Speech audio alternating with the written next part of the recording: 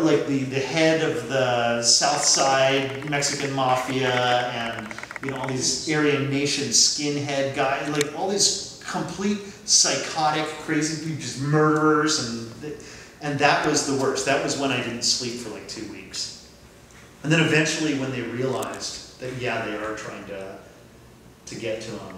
And it was actually kind of scary because Gretchen would have to do visitation at the same time as their weird gang families, and so the gang families would all show up. Wow. And they, for the guys who are on the inside, they try to find out information, like get her license plate number and get this and get that. And so I would always tell anybody who visited me. Gretchen's your attorney? No, my wife. Yeah. Oh, okay. But very well could be my attorney after all. I love her more than I will never love an attorney, but well, love my wife. Eldridge Cleaver, didn't he marry his attorney, or at least went out with her? Yeah, that's just a way to, like, cut costs down. Right. Well, the Black Panthers were efficient, And eventually, after being in there, they moved me back into the hole, and then one day they were just like, we think you're okay to move into general population.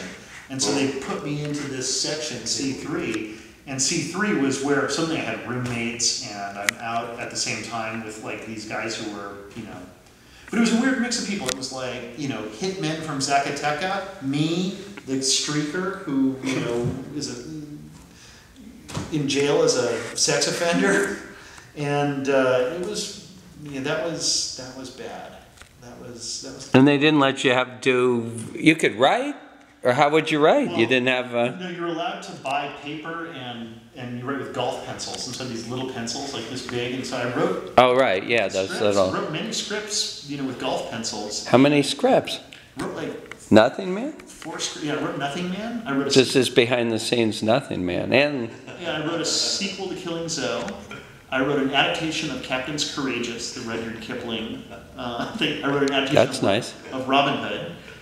Even though I knew Robin Hood, like Ridley Scott's Robin Hood was coming out, but you know what? I read a version of the book when I was there, and I wept while reading it. I don't know, something about fighting against intolerance and tyranny and the destruction of Evil Hold and the rescue of Marion's father. It resonated very deeply, and I was like weeping while writing it. It turned out really good, so I'll wait, 10, 15 years before I reveal that. Well, it could take place in Somalia. You could have like the Somalian pirate as Robin Hood. Actually, that's kind of a good idea. Yeah, and you can visit my house in Africa. Wow.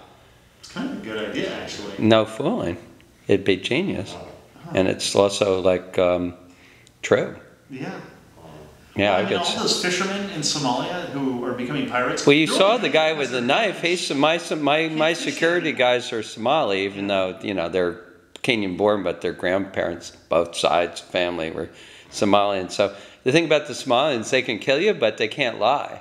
So it's true. They're like they're like the opposite of like Brazilians or Argentines, where they can't tell the truth. So it's all about interpretation of modalities of falsity and fiction. But the Somalian are just like brutal realists, and they can't lie, but they can, So if they're going to kill you and they tell you, you got to know that they're serious, because it's true. They can't lie. I could go like, what did this guy say? And and they won't do the suppressing or the politically correct way to. Yeah, they just fucking tell you right up.